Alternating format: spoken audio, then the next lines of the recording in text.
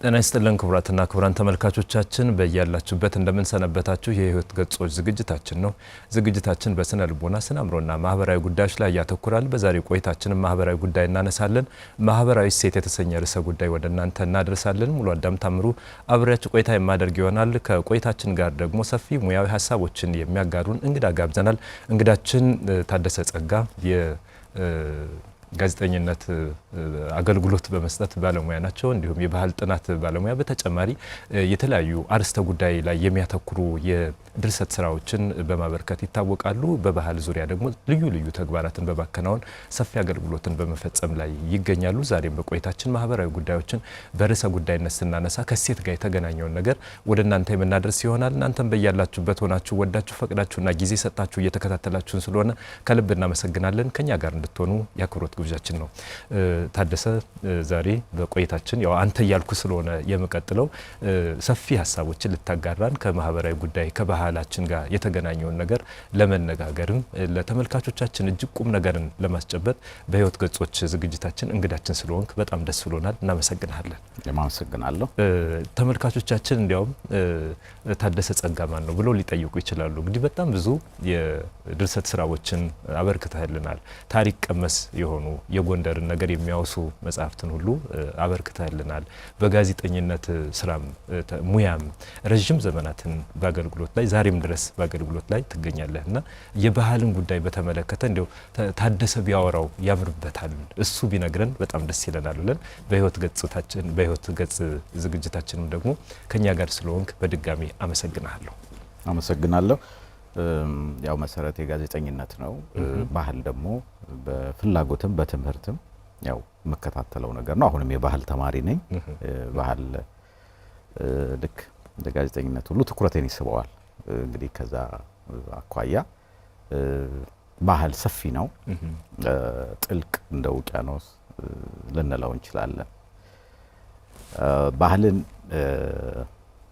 ፕሮፌሰር ዩቫል ኖህ ሃራሪ በኔክሰስ በቅርቡ አሳተመው መጽሐፉ ሲገልጸው የሰው ልጅ ነፍስ ነው ይለዋል። እንደውም በኮምፒውተር ቋንቋ ምን ይለዋል? ሰው ወይም ህዝብ ሃርድዌሩ ነው፣ ባህል ደግሞ ሶፍትዌሩ ነው ይለዋል። እና ባህል የዛን ያክል ጥልቅ የሆነ ጉዳይ ነው። የሰው ልጅ እንግዲህ እንደ ማህበረሰብ ሲዋቀርም ይዞት የተጓዘው አሁን ድረስ ያደረሰው ባህል ነው ተብሎ ይታመናል። ባህል በሰፊ ጉዳይ በጣም ጥልቅ ነው።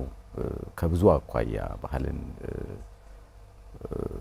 አስተንፋስ ነው ብለን ከመግለጽ ባሻገር በብዙ ርዕሰ ጉዳይ ላይ በተለይ በማህበራዊ ሳይንስ ውስጥ ባህል የሌለበት ጉዳይ የለም። የሰው ልጅ ከባህል የተነጠለም አይደለምና እንደው ይሄንንም ለመጥቀስ ነው። በጣም ደስ ብሎኛል። በነገራችን ታዲ ያው አንተ እያልኩ ነው የጋዜጠኝነት ባለሙያ ሰዎችን ግን አክብሮት ባለው ሁኔታ በጣም ቅርበትም አክብሮትም ባለው ሁኔታ ነው አንተ እያልኩ የምቀጥለው። ዛሬ እንግዲህ ጋዜጠኛ የሆነ ረጅም አመታትን ይሄ በሙያው በኩል አስተምሮትም ሙያም አገልግሎት ካለው ከታዲ ጋር ቆይታ ሳደርግ እኔ ራሱ እጅግ በጣም ደስ ብሎኛል። ተመልካቾቻችንም እጅግ ቁም ነገርን የሚያገኙ ይሆናል። ክቡራትና ክቡራን ተመልካቾቻችን ያላችሁበት የህይወት ገጾች ዝግጅታችን ወደ እናንተ እየደረሰ የሚገኘው ካፍታ ቆይታ በኋላ ተመልሰን ተገናኝተን ዝርዝር ሀሳቦችን የምንጋራ ይሆናል። ከኛ ጋር እንድትሆኑ ግብዣችን ነው። አሁንም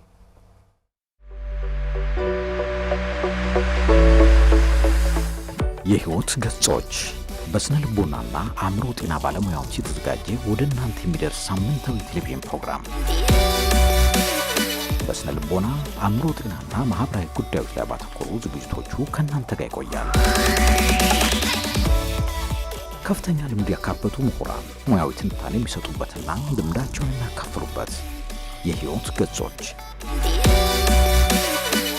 ምርትና አገልግሎቱን በማስተዋወቅ በአጋርነት ከኛ ጋር ይስሩ። በፕሮግራማችን ታተርፋላችሁ። ከኛ ጋር ስለሆናችሁ እናመሰግናለን። የህይወት ገጾች ቅዳሜ ከረፋዱ 4 ሰዓት እስከ 5 ሰዓት በቀጥታ ስርጭት፣ በድጋሚ ሐሙስ ከቀኑ 11 ሰዓት እስከ 12 ሰዓት ወደ እናንተ ይደርሳል።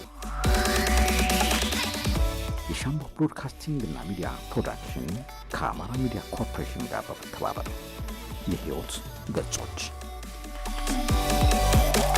ተመልሰናል። ክቡራትና ክቡራን ተመልካቾቻችን በያላችሁበት የህይወት ገጾች ዝግጅታችን ወደ እናንተ እየደረሰ ይገኛል። ዛሬ ርዕሰ ጉዳያችን ማህበራዊ እሴት የተሰኘ ርዕሰ ጉዳይ ነው ወደ እናንተ የሚደርሰው። ሙሉ አዳም ታምሩ አብሬያችሁ ቆይታ አደርጋለሁ። በቆይታችን ደግሞ ሙያዊ ሀሳቦችን የሚያጋሩን ታደሰ ጸጋ ጋዜጠኛ፣ የባህል ባለሙያ እንዲሁም በተጨማሪ የተለያዩ ድርሰት ስራዎችን በማጋራት በማበርከት ይታወቃሉ።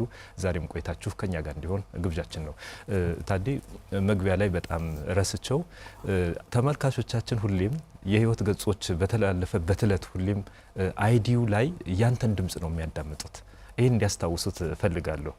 የህይወት ገጾች የሚለው ይሄ ጣፋጭ የሆነ ጥዑም የሆነ የሚያረጋጋ ድምጸት የተሞላበትን አይዲ ሁሌም ቢሆን በሬዲዮ ቆይታችንም እንደ መሸጋገሪያ ይቀርባል። በቴሌቪዥን ቆይታችን ደግሞ በየዕለቱ የህይወት ገጾች በሄደበት የዝግጅት እለት ሁሉ ያንተን ድምጽ ያዳምጣሉ። ዛሬ ደግሞ ትንታኔህን ይሰማሉ ማለት ነውና ከዚህ ጋር ተያይዞ በጣም እኛም እናመሰግናለን። የህይወት ገጾች ላይ ሁሌም አለ አብረህን ስላለ ከልብ አመስግኖታችን አክብሮታችን ይድረስልን። በዚሁ አጋጣሚ ከዚህ የበለጠ የምናመሰግንበት ጊዜ ስለሌለ በዛው አያይዤ ግን ቅድም መግቢያ ላይ ስትነግረን እንደነበረ ባህል የህይወት የመኖር ራሱ እንደ ነፍስ የሚቆጠር ነው። ከዚህ መካከል ደግሞ ባህል ስፋቱ በጣም ያደገ ከመሆኑ አንጻር በሴትነት የሚገለጡ ነገሮች ብዙ ናቸውና ማህበራዊ ሴት የዛሬ ቆይታችንም ከመሆኑ አንጻር ማህበራዊ ሴትን አይተነው ወደ ቀጣዩ ዝርዝር ሀሳቦች አብረን ብንጓዝ ደስ ይለኛል። መልካም ጥሩ ነው። ባህል እንዳልነው ሰፊ ነው። ማህበራዊ ሴት ወይም ሶሻል ቫሉ ደግሞ የማህበራዊ የባህል ሌላው መገለጫ ነው። እንግዲህ አንድ ማህበረሰብ የሚገለገልበት ህይወቱን የሚመራበት በተለይም ደግሞ ክፉ ደጉን የሚለይበት ክፉ ደግ መለየት ነው የሰው ልጅ አንዱ የእውቀት መለኪያ። ስነ ምግባርም የሚለካው ስነ ምግባርም የሚያስፈልገው ነገር ይሄ ነው። ስለዚህ የሰው ልጅ እንደ ማህበረሰብ ማህበራዊ እሴቶች ሲኖሩት ነው የሚቀጥለው። እኛም እንደ አንድ ጥንታዊ ማህበረሰብ ማህበራዊ እሴቶች አሉ። እነዚህ ማህበራዊ እሴቶች ከትውልድ ትውልድ ሲሸጋገሩ የመጡ የሰው ልጅ ስልጣኔ መገለጫ ነው ማህበራዊ እሴት። ስለዚህ የሰው ልጅ የማህበራዊ እሴቱ አብረው እንዲኖሩ አድርገው አብረውነቱን ፈጥረውለታል። ማህበራዊ እሴት መከባበርን፣ ፍትህን፣ አንድነትን፣ ታሪክን በውስጡ የያዘ ነው። እጅግ ጥልቅ ነው። ማህበራዊ እሴት ከሌለ የሰው ልጅ በጋራ መኖር አይችልም። የማህበራዊ እሴትን ብዙ መገለጫ ልናሳይ እንችላለን። ቤተሰብ የማህበራዊ እሴት ምንጭ ነው። በተለይ ዋናው ቤተሰብ ነው። ማህበራዊ እሴት ለመገንባት ቤተሰብ አንዱ ነው።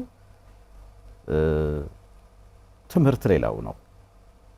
መገናኛ ብዙሃን ደግሞ ማህበራዊ እሴት ላይ የራሳቸው ሚና አላቸው። ማህበራዊ እሴት ግን የሰው ልጅ አንድነቱን፣ መከባበሩን፣ ፍቅሩን፣ ፍትህን፣ ይሉኝታን ብዙ ነገር ነው በውስጡ ያለውና ግን እያንዳንዱ ማህበረሰብ እንዲኖር የጋራ መግባባት ኖሮ የማህበረሰብ ህግ ነው ልንለው እንችላለን። ጠቅልል ስናደርገው ታዲ እንዳነሳልን በተለይም ማህበራዊ እሴት ስንል ወደ አይምሯችን የሚመጣው አንተ ስታነሳል እንደነበረው አኗኗራችንን፣ ጠባያችንን፣ ውሳኔያችንን የዛሬም ብቻ ሳይሆን የነገን ጉዟችንን በምን መንገድ መጓዝ እንዳለብን እንደ መንገድ መሪና አመላካች ሆኖ የበለጠ ጠንካራ ሆነን እንድንጓዝ ዋጋ እየጨመርን ነገሮችን ጤነኛ በሆነ ሁኔታ በሚገባና በሚወደድ መልኩ ለማስኬድ የሚያስችሉ ራሳቸውን የቻሉ በጣም የህይወት አካል ልንላቸው እንችላለን። ታማኝነት፣ ቅንነት ምን እያሉ ሁሌ እንናገራለን። እነዚህ በህይወት ውስጥ በጣም አስፈላጊ ናቸው። ማህበረሰብ ደግሞ አብሮ ሲኖር አብሮ ለመኖር የሚገነባቸው መርሆች፣ ደንቦች፣ አሰራሮች ብዙ ነገሮች አሉ። ይሄ እንደ ባህልም በባህልነቱ እንደ ወግም እንደ ልማድም የሚያሳድጋቸው ነገሮች አሉና እነዚህ ዛሬ ብቻ ሳይሆን ከትላንት የነበሩ ናቸው። እሴት ዛሬ ብቻ አይደለም፣ ትላንትም ነበረ፣ ወደፊትም ደግሞ የሚቀጥል ነው። ከትውልድ ወደ ትውልድ የሚሸጋገር ነው። ከትውልድ ወደ ትውልድ ለመሸጋገር ደግሞ መሰረት ይኖረዋል። መሰረት የሌለው ነገር የሆነ ጊዜ ቢከሰትም መጥፋቱ አይቀርም። መሰረት ያለው ነገር ግን ከትውልድ ትውልድ የሚሸጋገር ነውና ለዚህ ለማህበራዊ እሴት እንደ መሰረት ታነሳልን ስለነበረ በጣም ዝርዝር በሆነ ሁኔታ እንድናያቸው መሰረቶቹ ምንድን ናቸው? ማህበራዊ እሴት መሰረት የሚያደርጋቸው መነሻው ዛሬ የደረሰው እንዴት ነው? ምን አይነት አካሄድ ቢኖር ነው ዛሬ ላይ የደረሰ? እንደ ህዝብም እንደ ማህበረሰብ እንደ ሀገርም እኛ ጋር እሴቶች አሉን። እነዛ እሴቶች የራሳቸው በዘመን ሂደት ውስጥ የማደግም የመቀነስም ለውጥ ሊታይባቸው ይችላል ብዙ ነገሮች ስለሚለወጡና ይህንን ሀሳብ ብናነሳው። እንግዲህ ማህበራዊ እሴቶች በተለያየ ዓለማት በተለያዩ ህዝቦች የራሳቸው መልክና ቅርጽ አላቸው። ግን ወደኛ ጠቅላላ አድርገው ኢትዮጵያዊ ማህበራዊ እሴት ምንድን ነው የሚለውን ስንወስደው ምናልባት ጠቅለል ስናደርገው የመላው ዓለምን ወይም ደግሞ የሰው ልጅ የማህበራዊ እሴት ሊገልጽልን ይችላል። ከዛ ደግሞ ስንከፍለው ኢትዮጵያዊ ማህበራዊ እሴት እንዴት ነው የተመሰረተው? እንዴት ነው በታሪክ ውስጥ ያለፈው? ኢትዮጵያዊውስ በዚህ እንዴት ይገለጻል የሚለውን ደግሞ ልናይ እንችላለን። ደስ ይላል። በመሰረቱ ማህበራዊ እሴቶች ሃይማኖት አቅፈው ይዘዋል። ልክ ባህል ባልነው ውስጥ የሚጠቃለል ነው። በውስጣቸው ብዙ ነገር ነው የያዙት። በአጠቃላይ ቀደም ሲል እንዳልነው የሚያኗኑሩ ነገር፣ የሚያከባብሩ ነገር፣ የሚያፈቃቅሩ ይሉኝታ፣ አንድነት፣ ታሪክ አለ እና እንደ ኢትዮጵያዊ ስትወስደው ሳይንስም እንደሚመሰክረው የዓለም ሕዝብ የፈለሰው ከኢትዮጵያ ተነስቶ ነው። ይሄ ታሪክ አለ። ከኢትዮጵያ ተነሳና በመላው ዓለም ተሰራጨ። የአርኪኦሎጂስቶችም የሳይንስ ምስክርነት ማለት ነው። ብዙ እንዲህ አይነት ማህበራዊ እንትኖች መሰረት ነን ማለት ነው እኛ። ስለዚህ የሃይማኖትና ሌሎች ስነ ምግባርን ሞራልን ያገዙ ነገሮች እንዳሉ ሆኖ ማህበራዊ እሴት በእኛ ማህበረሰብ ውስጥ በጣም ጥንታዊ ነው ማለት ነው።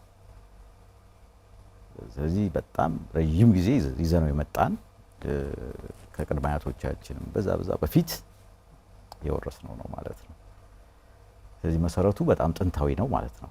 ስለዚህ ያ ጥንታዊ መሰረትኛ እየተቀበልነው በባህል ለውጥ ውስጥ ታግዞ ዛሬ እኛን መስሎ ደርሷል። እንዴት ነው የደረሰው? ሌላ ጉዳይ ነው። አሁንስ ማህበራዊ እሴቶቻችን ምን መልክና ቅርጽ አላቸው የሚለውም ደግሞ ሌላ ምናልባት ልናነሳው የምንችል ጉዳይ ነው። ግን በጣም ጥንታዊ ሰው የመሆናችን ምክንያት ነው። በማህበራዊ እሴት ውስጥ ቅድም እንዳልነው ሰው በጋራ ኖሮ ብዙ ፈጠራ ተፈጥሯል። ብዙ ፈጠራ ከስነ ምግባር ውጭ አይደለም። በነገራችን ላይ ስነ ምግባር ደግሞ አንዱ የማህበራዊ እሴት መገለጫ ነው። ሞራልም አንዱ የማህበራዊ እሴት መገለጫ ነው። መከባበር፣ ፍቅር፣ አንድነት፣ ታሪክ የማህበራዊ እሴታችን መገለጫ ነው። ሃይማኖት፣ ቤተሰብ የማህበራዊ እሴት መገለጫችን ነው። ስለዚህ እነዚህ ሁሉ መሰረቶች ናቸው። በጣም ሰፊ ነው። እኛን የያዘን አሁን ያለውን የዓለም ስልጣኔ በጋራ እንድንኖር ያደረገን፣ በጋራ እንድንፈጥር ያደረገን አንዱ የማህበራዊ እሴት ነው። በገጠር ብንሄድ ጂጊ፣ ደቦ አለ አይደል? በጋራ የምንሰራበት ስርዓት። በከተማ ደግሞ የንግድ አለ፣ የፈጠራ ውድድር አለ። ይሄ ሁሉ እሴት ነው። በታሪካችን ውስጥ አድዋን የመሰለ ታሪካዊ እሴት የለም፣ ለሌሎች ምሳሌ ሆነ። ስለዚህ እንዲህ አይነቱ ነገር ነው ማንኛውም ሰው እንደሚመሰክረው ሰው ከዚህ የተለየ አይደለም። እርስ በርስ ከመከባበር፣ እርስ በርስ ከመፈቃቀር፣ አንድነቱን ከማጠናከር፣ በይሉኝታ አንተ ከኔ ታንሳለህ እኔ ካንተ እሻላለሁ በመባባል ከመኖር የበለጠ አይደለም። ሰብአዊ ነው። ስነ ምግባርና ሞራል በውስጡ አለ። ስለዚህ እንዲያል በስፋት ልንዘረዝረው እንችላለን። ትልቁ ምንጩ ግን ቤተሰብ ነው።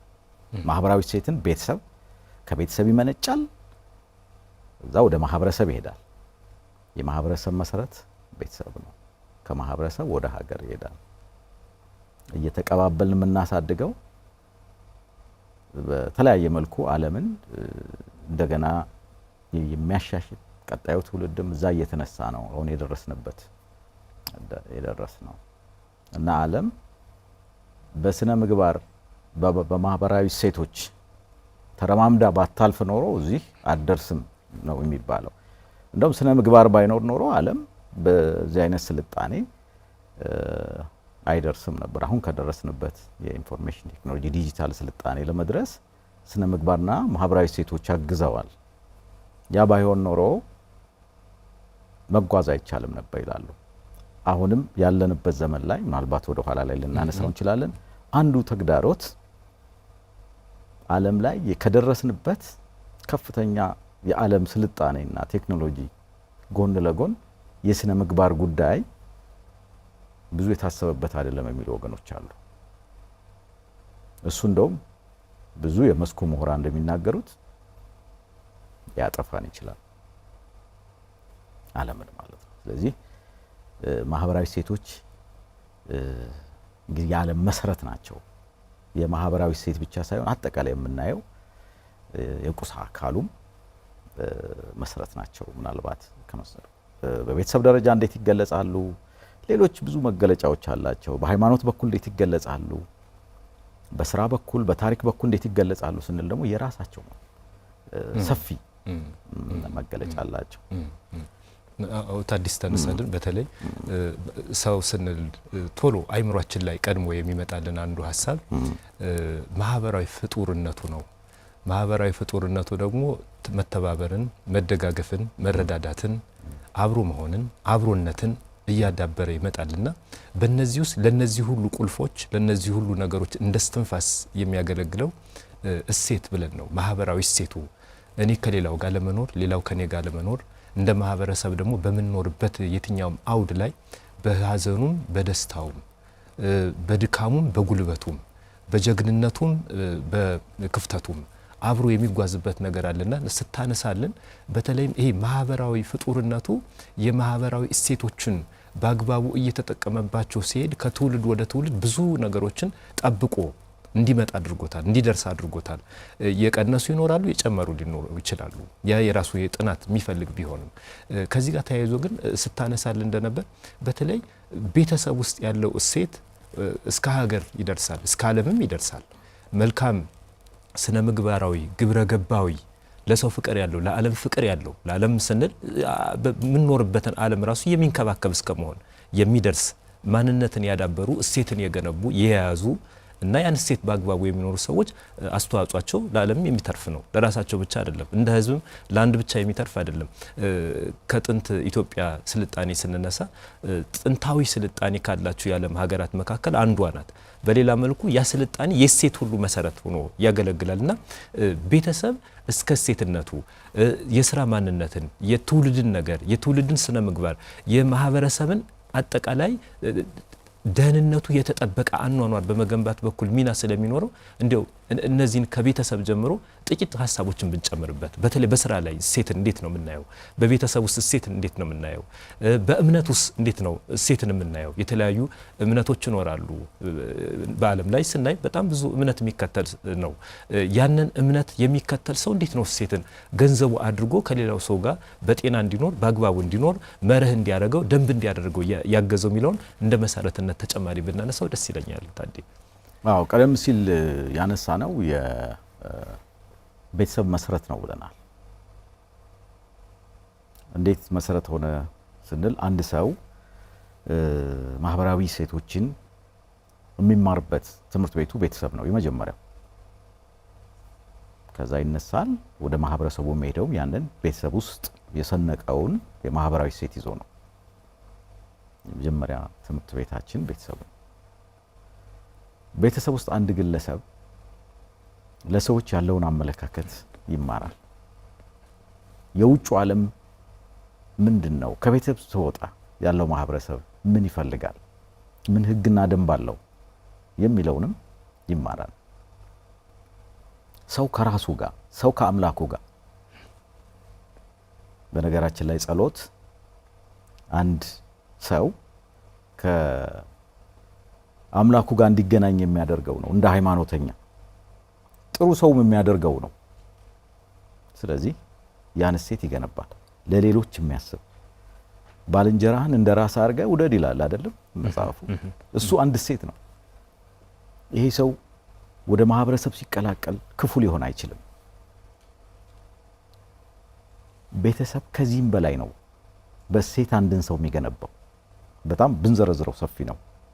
ምናልባት እዚህ መድረክ ላይ የምናወራውን ብዙ ነገር ብዙ ሰዎች ያውቁታል። ግን ያ ነገር በህይወታችን እንዴት ይገለጽ፣ እንዴት ተግባራዊ እናድርገው የሚለው ነው ዋናው ነገር። ስለዚህ የማህበራዊ እሴት ከብዙ በፊት ቀደም ሲል ያነሳናቸው መከባበርን ብንወስድ፣ ፍትህን ብንወስድ፣ ፍቅርን ብንወስድ፣ አንድነትን ብንወስድ እነዚህ ሁሉ መሰረታቸው አንድ ሰው ከቤተሰቡ የሚማራቸው ነው። ይህን ከተማረ በኋላ ወደ ማህበረሰብ ሲቀላቀልም የማህበረሰብ ህግ መሆናቸውን ይገነዘባል። ግን ኑሮታል፣ ተምሮታል።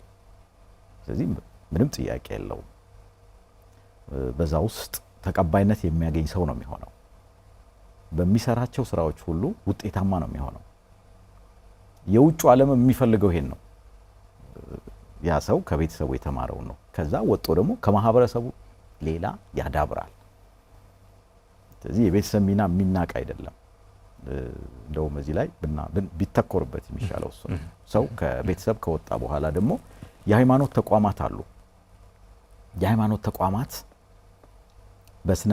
በስነ ምግባር በሞራል ከመቆም ባለፈ በአምላካዊ ትእዛዝ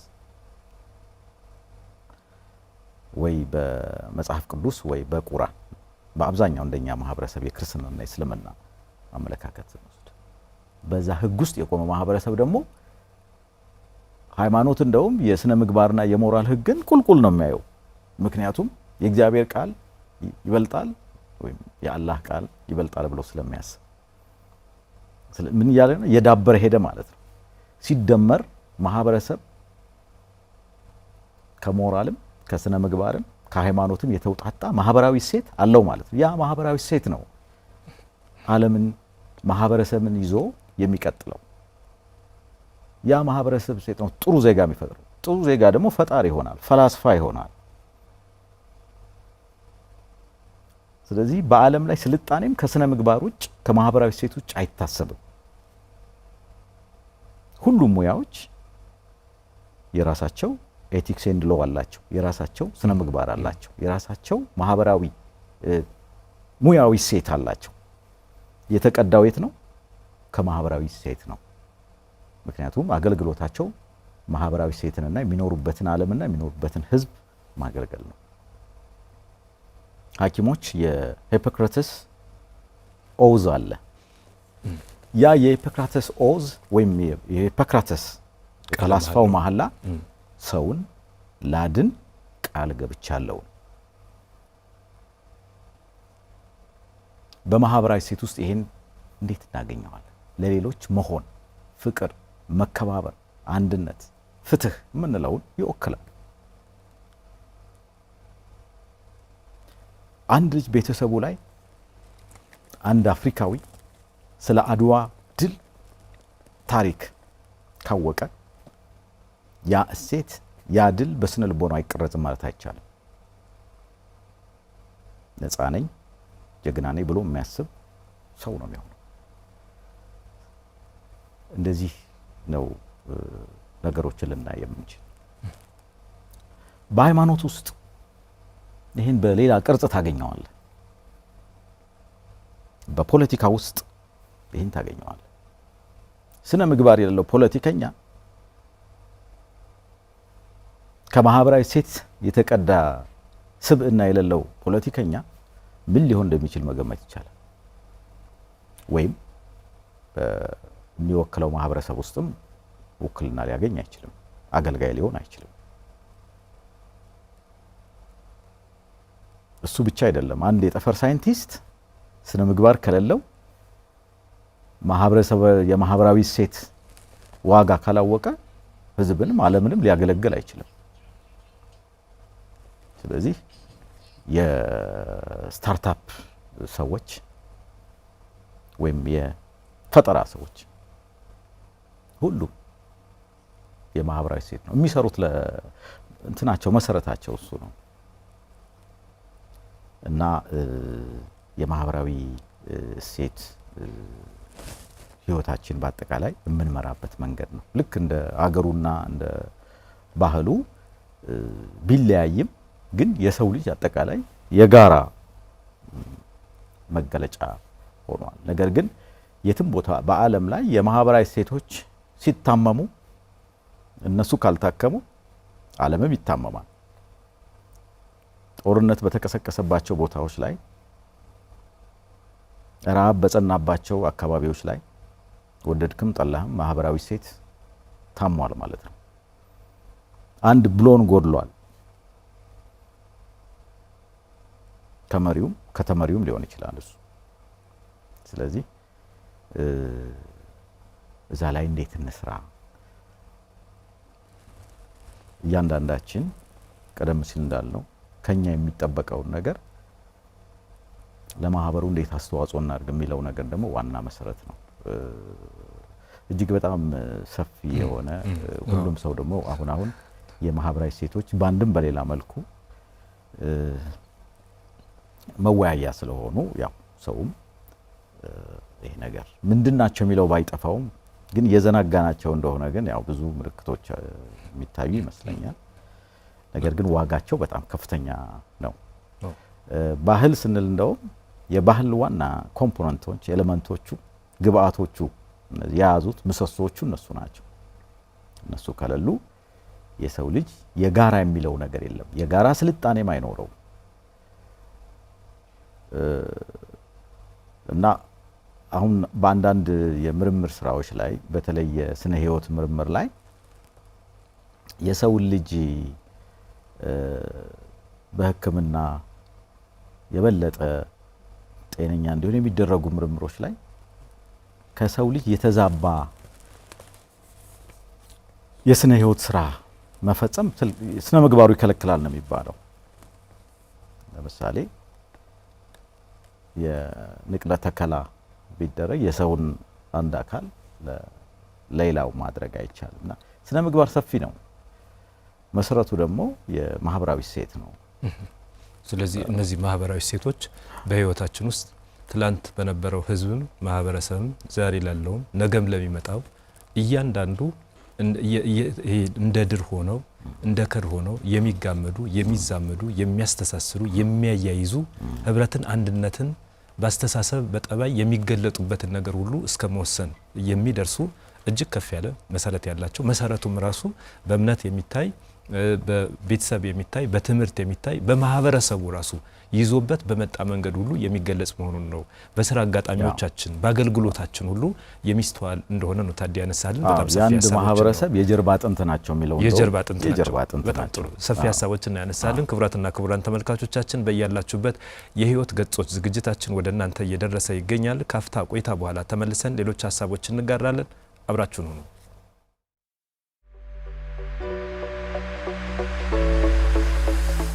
የህይወት ገጾች በስነ ልቦናና አእምሮ ጤና ባለሙያዎች የተዘጋጀ ወደ እናንተ የሚደርስ ሳምንታዊ ቴሌቪዥን ፕሮግራም።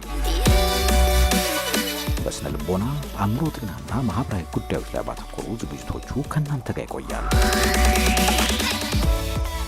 ከፍተኛ ልምድ ያካበቱ ምሁራን ሙያዊ ትንታኔ የሚሰጡበትና ልምዳቸውን የሚያካፍሉበት የህይወት ገጾች ምርትና አገልግሎቱን በማስተዋወቅ በአጋርነት ከኛ ጋር ይስሩ። በፕሮግራማችን ታተርፋላችሁ። ከኛ ጋር ስለሆናችሁ እናመሰግናለን። የህይወት ገጾች ቅዳሜ ከረፋዱ 4 ሰዓት እስከ 5 ሰዓት በቀጥታ ስርጭት፣ በድጋሚ ሐሙስ ከቀኑ 11 ሰዓት እስከ 12 ሰዓት ወደ እናንተ ይደርሳል። የሻምቦ ብሮድካስቲንግ እና ሚዲያ ፕሮዳክሽን ከአማራ ሚዲያ ኮርፖሬሽን ጋር በመተባበር የህይወት ገጾች ተመልሰናል። ክቡራትና ክቡራን ተመልካቾቻችን የህይወት ገጾች ዝግጅታችን ነው እየተከታተላችሁት የምትገኙ። ቆይታችን ማህበራዊ እሴት ላይ ያተኩራል። በቆይታችን ታደሰ ጸጋ ሰፊ ሀሳብን እያጋራን ይገኛል። ከኛ ጋር ሁኑ። ታዲስ ታነሳል እንደነበረ እነዚህ ማህበራዊ እሴቶች ለህይወታችን ሁሉ ለማህበረሰብ በተለይ አጥንቱ የጀርባው አጥንት እንደመሆን የሚቆጠሩ ናቸው። ይህ ከሆነ በማህበረሰብ ውስጥ ማህበራዊ እሴቶች በምን መልኩ ነው የሚገለጹት? መገለጫቸውስ ምንድነው? አሁን ማህበራዊ እሴት አንዳንዴ ቀንሷል ይባላል፣ ሌላ ጊዜ ጥሩ ነው ልንል እንችላለን። በሌላ መልኩ ደግሞ የተወናቸውም ይኖራሉ፣ የጨመርናቸው ያሳደግናቸውም ይኖራሉ። እሴቶች በጠባያቸው ማደግም የሚችሉ ናቸው። ካልተጠቀምንባቸው ደግሞ እነሱ ራሳቸው ጉዳት ባያመጡም ያልተጠቀምንባቸው ጉዳት ባያመጡም እኛ በመተዋችን ምንጎዳባቸው ናቸውና በመገለጫነት ግን ስታነሳልን ስለነበር አያይዘ ምን መገለጫዎች አሉት ማህበራዊ እሴት ስንል? እንግዲህ ማህበራዊ እሴት ቀደም ሲል መከባበር፣ አንድነት፣ ፍቅር በግለሰብ ደረጃ በጋራ ደግሞ ለምሳሌ የሚያኗኖሩን እድር፣ ደቦ፣ ጂጊ ያልን ምን ጠራቸዋለሁ አይደለም? እቁብ ያልክ ትሰራዋል። መሰረታቸውን እቁብን ብትወስደው ኢኮኖሚያዊ ትርፍ አለው። እርስ በርስ ያጠራቀምነው ገንዘብ የቁጠባ የማደግ ነው። ጽንሰ ሀሳቡ ይሄ ነው። በጣም ይጠቅማል። እድርን ብትወስደው ስልክ አለን፣ ታዲያ እንመጣለን። ጤና ይስጥልን። ጤና ይስጥልን። አቤት አብሮ ይስጥልን። ተመልካቻችን በማህበራዊ እሴት ዙሪያ እየተነጋገርን እንገኛለንና ስለደወሉ እናመሰግናለን። ሀሳብና ጥያቄም ካለዎት መቀጠል ይችላሉ። እኔ የምሰጠው ሀሳብ ማለት ነው። እሺ፣ ማህበራዊ እሴታችን በማህበራዊ ሚዲያ ምክንያት እየጠፋ እየተሸረሸረና እየተዳከመ እየሄደ ነው የሚል ሀሳብ አለኝ። ምክንያቱም ማህበራዊ ሚዲያዎች የሚያዝናኑን እኛን የሚያስደስቱንና እንትን የሚሉን እየመሰሉ ማህበራዊ እሴታችንን እየሸረሸሩ ነው ያሉት። በእኛ እንደ ማህበረሰብ የመከባበር የመቻቻል ባህል ያለን ህዝቦች ብንሆንም እንኳን አሁን ላይ በምናያቸው ማህበራዊ ሚዲያ ላይ በጣም መርህ አልባ የሆኑ ስዶች፣ አንዳንድ በጣም ብልግናን የሚያስተምሩ ቪዲዮዎች ይለቀቃሉና ሰው አሁን ከማህበራዊነት ወደ ግለኝነት እየተቀየረ ሄዷል ማለት ነው ማህበረሰቡና መወያየትም ሆነ መደማመጥ የሚለው ነገር እየተሰመ እየተሸረሸረ ይሄዳል ማለት ነው። ስለዚህ ማህበራዊ አጠቃቀም ህግና ደንብ ቢወጣና ያለን የነበረን የኛ መልካም የሆነ ማህበራዊ እሴታችን የዳበረ እንዲሄድ ማህበራዊ ሚዲያዎች ላይ የተለየ ቁጥጥር ቢኖር ያልተለመደ ያልተገባ መርህ አልባ የሆነ ስነ ምግባር የጎደላቸው ብዙ የሶሻል ሚዲያ ተጠቃሚ ግለሰቦች ስላሉ እነሱ ደግሞ በትውልዱም ላይ ሆነ በማህበረሰቡ ላይ ጫና እያሳደሩ ነው ማለት ነው። ምክንያቱም ስነ ምግባር የጎደለው ነገር ነው እዛ ላይ የሚያስተላልፉትና እነሱን የሚከተላቸውም ደግሞ በጣም ብዙ ነውና ይሄ ደግሞ እንደ ሀገር የሚጎዳን ነው። ነገ የሚፈጠረው ትውልድ ምን ይሆናል ብለን ስናስብ በጣም ጥያቄ ውስጥ ይገባል ማለት ነው። ምክንያቱም እዛ ላይ የምናየው አንዳንድ ጥሩ ነገርም ቢኖር ኖሮ አብዛኛው ግን ማህበራዊ ትስስራችንና ማህበራዊ መስተጋብራችንን የሚያጠፋ የሚሸረሽር ስለሆነ ማህበራዊ እሴታችን በማህበራዊ ሚዲያ አማካኝነት እየተሸረሸረ ይገኛል ማለት ነው እና እንደ ሀገርም ራሱ እንድንፈራርስ ምክንያቶቹ ማህበራዊ ሚዲያ ስለሆኑ እነሱ ላይ የተለየ አሰራርና ተጠያቂነት ቢሰፍን እንደ ማህበረሰብ እኛ እንደ ኢትዮጵያ ጥሩ የሆነ እያንዳንዳችን ጥሩ መልካም የሆነ ማህበራዊ መስተጋብር ነበረን። ነገር ግን አሁን መርህ አልባና ስድ እየሆነ ነው ማለት ነው። በቃ ልክ ትልቁም ትንሹም እንደ ህፃን ነው እየኖረ ያለው። ማህበራዊ ህይወትም እየጠፋ ግለኝነት ብቻ በቃ ሁሉም የየራሱን እንደፈለገው የሚሆንበት ላይ ነው የደረስነውና ጥንቃቄ ቢደረግ እላለሁ። አመሰግናለሁ። እናመሰግናለን። ደዋያችን ሰፊ ሀሳብ ነው ያጋሩን። በጣም እናመሰግናለን። ቀሪ ሀሳብ ይከታተሉን። ታዲያ እያነሳን ስለነበር ሀሳባችን መቀጠል ይቻላል። ምንድነው የማህበራዊ እሴት እንደ መገለጫ መከባበር፣ እንግዳ መቀበል። ለምሳሌ በእኛ ባህል ውስጥ የእግዚአብሔር እንግዳ አለ አይደለ? በእኛ ባህል ውስጥ ከጥንት ጀምሮ እንግዳ እግር ታጥቦ አይደለ የሚቀበል እሱ በሃይማኖት የክርስቶስን ምሳሌ ነው። በአብዛኛው የኢትዮጵያ ባህላዊ እሴት ሃይማኖትንም መሰረት ያደረገ ነው። ስነ ምግባርን ብቻ አይደለም፣ ሞራል የምንለውን ብቻ አይደለም። ሰው የሚከተለው ሰው በመሆኑ ብቻ የሚከተለውን ሰው ከዛ ከፍ ያለው ሃይማኖታዊው ነገርም የኢትዮጵያን ማህበራዊ ሴት አግዞታል። ከፍ ያለ ነው ከሌላው ዓለም። ሌላው ዓለም በሞራል ብቻ ያምናል። ማህበራዊ ሴቱ በሞራል ብቻ የተገነባ ማህበረሰብ አለ፣ የምዕራቡን ዓለም ተወስደው። የኢትዮጵያ ግን በሁለቱም ነው። ሃይማኖትም ያገዘው ነው፣ ከፍ ያለ ነው። ስለዚህ ሰውን የእግዚአብሔር እንግዳ ብሎ ተቀብሎ እግሩን አጥቦ የሚያስተናግድ መከባበር፣ አንድነት፣ ታሪክ፣ በጎነት፣ አርአያነት ሰፊ ነው። ፍቅር፣ መተጋገዝ ነው። በጣም ሰፊ ነው፣ ይታወቃል። አሁን እኛ የምናወራው ነገር ለኛ ማህበረሰብ አዲስ አይደለም። ትልቁ ችግር ግን ማህበራዊ ሴት አለ፣ ግን ህመም ቢጤ ደግሞ ዙሮታል ነው። ምናልባት አሁን አድማጫችንም ስልክ ማለን ታዲ እንመጣበታለን። ጤና ይስጥልን። አብሮ ይስጥልን። ጤና ይስጥልን ተመልካቻችን። አብሮ ይስጥልን። በማህበራዊ ሴት ዙሪያ እየተነጋገርን እንገኛለንና ጥያቄም ሀሳብም ካለዎት የሚያጋሩን ነገር መቀጠል ይችላሉ።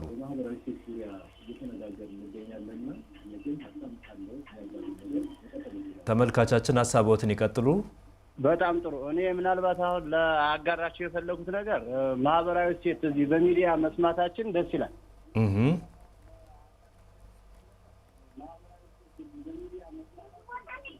ይቀጥሉ ሀሳቦትን። ነገር ግን ማህበራዊ ሴት ከባህል ጋር የተያያዘ ነው። ስታወሩ እንደሰማሁት ሀሳቤ ምንድን ነው? አሁን ቴሌቪዥን ካጠገቦት ያለ ይመስላል። በራሱ ባህላችን ነው። ተመልካቻችን አንዴ ቴሌቪዥን ይቀንሱልን፣ ድምጾት እየረበሸ ስለሆነ።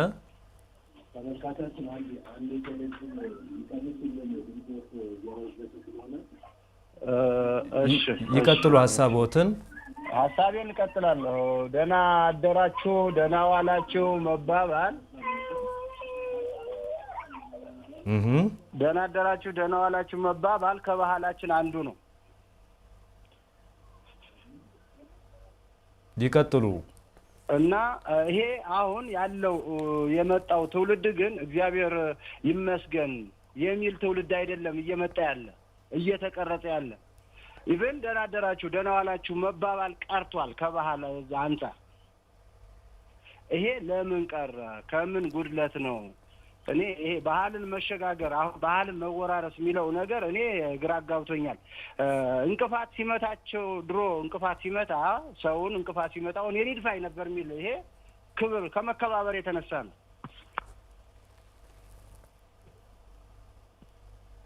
ይቀጥሉ ሀሳቦትን። እና ያቀረ ለምን የቀረ ይመስላችኋል? እኔ አሁን እናንተ ጠበብት ናችሁ። ፕላስ ደግሞ ስለ ባህል ቅድም አቶ ታደሰ ሲያወራ ሰምቻለሁ።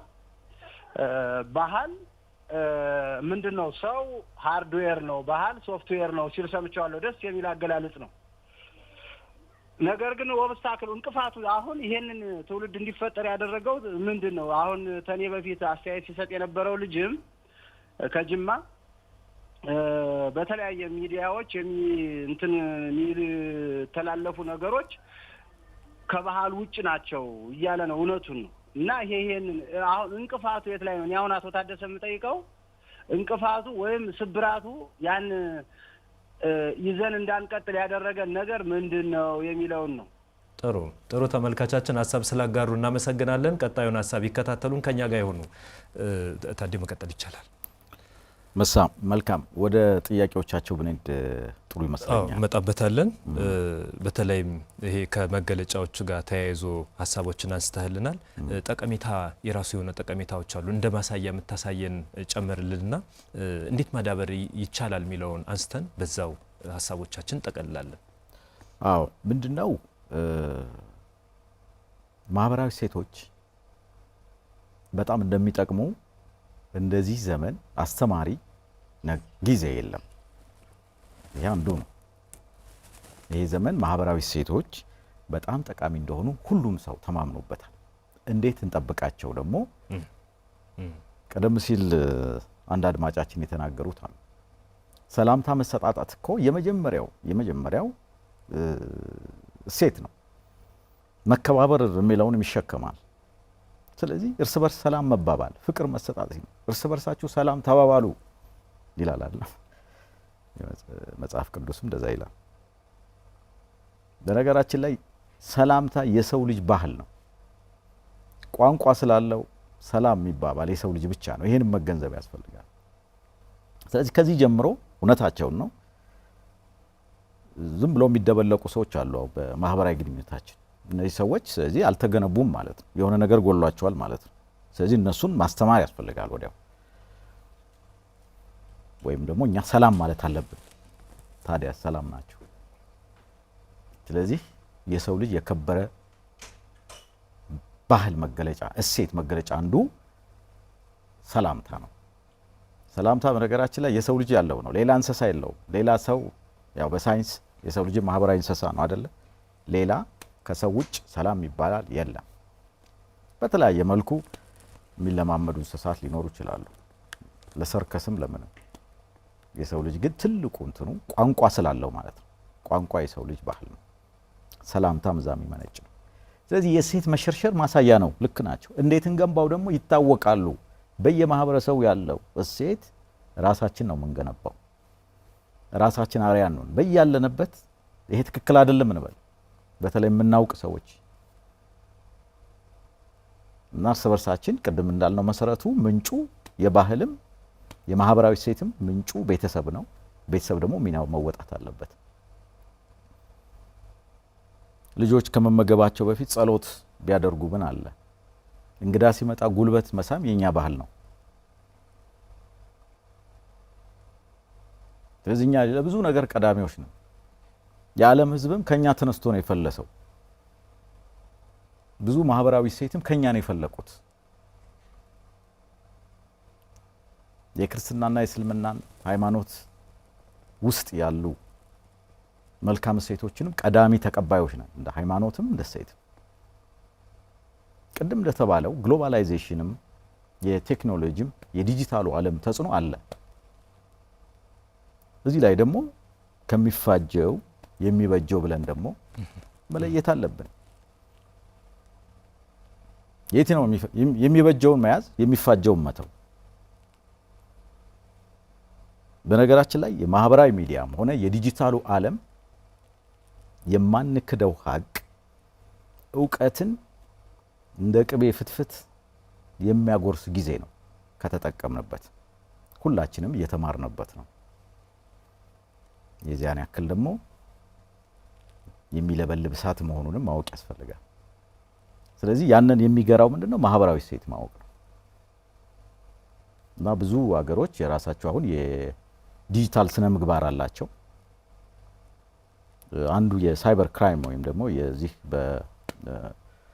በዲጂታሉ ላይ እንደ ወንጀልም የሚቆጠር ነው። ስም ማጥፋት፣ መሳደብ፣ ከእሴት ውጭ መሆን ያስቀጣል። ትልቁ ነገር ወደፊት በጣም የሚረጋጋ በደንብ እንጠቀምበት ዲጂታሉ ዓለም እውቀትንም ኢኮኖሚንም ለዓለም እኩል የማካፈት ፍትሃዊነትን የማረጋገጥም አንዱ መገለጫ ነው ላወቀበት። በሌላ በኩል ሌላ ስምም ይሰጠዋል። እርግጥ ዲጂታል ፊውዳሊዝም ይሉታል። የዓለም ሀብት ከተወሰኑ ሰዎች ተጠራቅሟል። በሌላ በኩል ግን እውቀትንም ገንዘብንም ቴክኖሎጂንም የዓለም ሕዝብ እኩል ሊያገኝ ይችላል። እንደውም አንዳንዶቹ ምን ይላሉ? ወደ ሌላ ርዕሰ ጉዳይ እንዳንሄድ እንጂ አፍሪካ ከኢንዱስትሪ አብዮት ተጠቃሚ አልነበረችም። የአተም ቦምብ የተሰራው ኮንጎ ከሄደ ዩራኒየም ነው። አፍሪካ ግን የባሪያ ንግድ ዜጎቿ በባሪያ ንግድ አትላንቲክን እየተሻገሩ የአሜሪካ ጥጥ ሲለቅሙ ነው የኖሩት። አውሮፓውያን ለዚህ ለማዕድን ብለው ለመሬቱ ብለው አፍሪካውያንን ቀኝ የያዙበት ታሪክ ነው የተማር ነው። ነገር ግን አሁን ዲጂታሉ ዓለም ከተጠቀመችበት ልክ እንደ ኢንዱስትሪ አብዮት አፍሪካን ያሳድጋል። እንግዲህ ያው የተለያዩ ንቅናቄዎች አሉ። ስለዚህ ትልቅ ጉድ ኦፖርቹኒቲ ነው ለአፍሪካ ዲጂታሉ ዓለም እና ወጣቶች ደስ በሚል መነሳሳት የተለያዩ ስታርታፖች ላይ የምናያቸው እውነቶች አሉ። ቀደም ሲል የማህበራዊ ሚዲያ ረበሸን። አዎ ይረብሻል።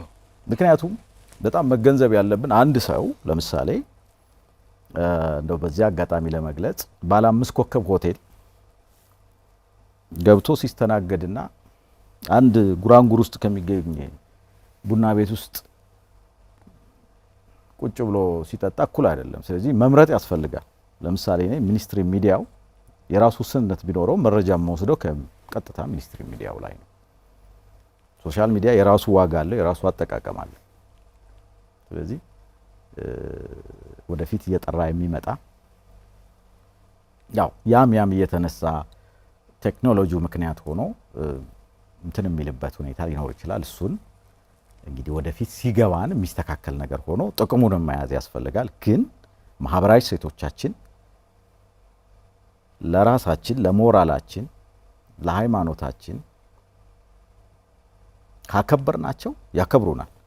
እኛ እናክብረው ከዛ በአግባቡ እንጠቀምበታል የሚል መልስ አለኝ። እኔ ወደዛ ምን ሄድ ይመስለኛል አይደለም? እውነት ነው። በተለይም ታዲ በጣም ተመልካቻችን ከጅማ የደወሉት እጅግ በጣም ሴንሲቲቭ ጉዳይ ነው ያነሳው። ማህበራዊ ሚዲያዎቻችን ላይ አጠቃቀማችን በጣም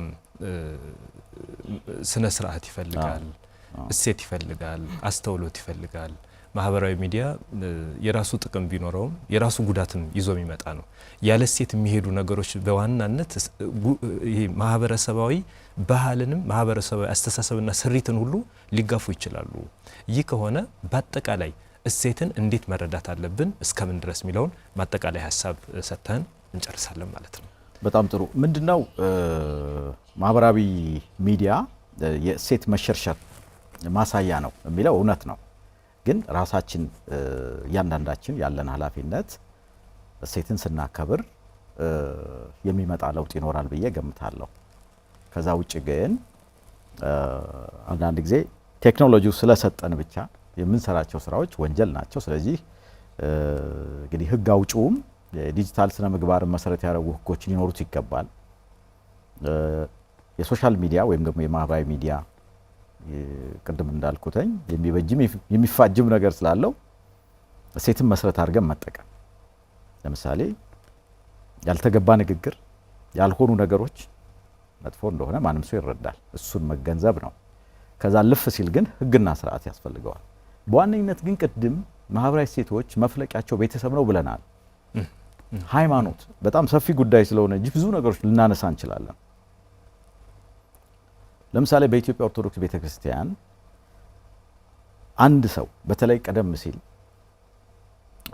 ከአካባቢው ገዢ ጋር ከተጣላ ወይም አምጾ ከቆየ ቤተክርስቲያን ውስጥ ገብቶ ምን ያደርጋል?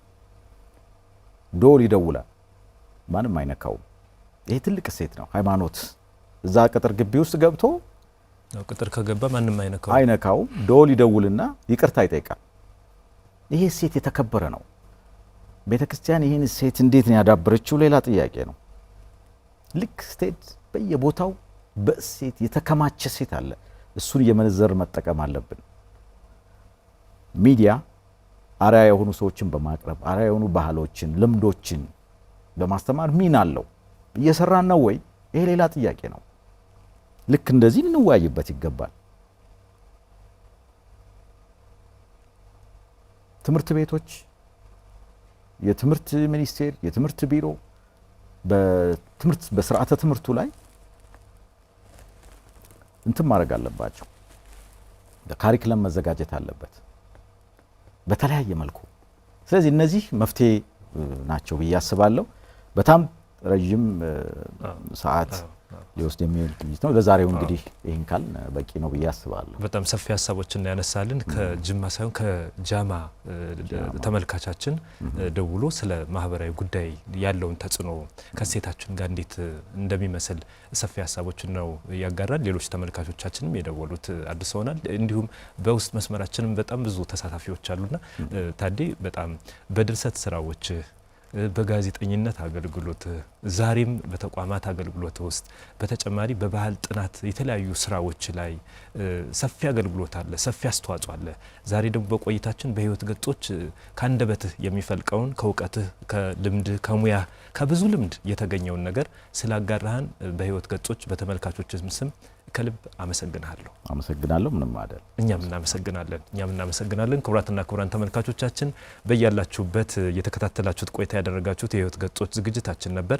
ማህበራዊ እሴት የዛሬ ቆይታችን ነው። እናንተም በተለያየ ቦታ ሆናችሁ ቆይታችሁን ከኛ ጋር ስላደረጋችሁ እናመሰግናለን። ሙሉ አዳም ታምሩ አብሬያችሁ ቆይታ አድርጌያለሁ። በዝግጅታችን እንግዳ በመሆን ደግሞ ሰፊ ሙያዊ ሀሳቦችን ያጋራን ታደሰ ጸጋ የጋዜጠኝነት የባህል ጥናትና የተለያዩ ድርሰቶችን ስራ በማበርከት የሚታወቅ እንግዳችን ነበር። ከልብ አመስግነናል። የካሜራ ባለሙያዎች፣ የስርጭት ባልደረቦች፣ ዳይሬክተራችን ዝግጅታችን ወደ እናንተ በዚህ ሁኔታ አድርሰዋል። ጊዜ ስለሰጣችሁ እናመሰግናለን። ሰናይ ጊዜ ተመኝተናል። ጤና ይስጥልን።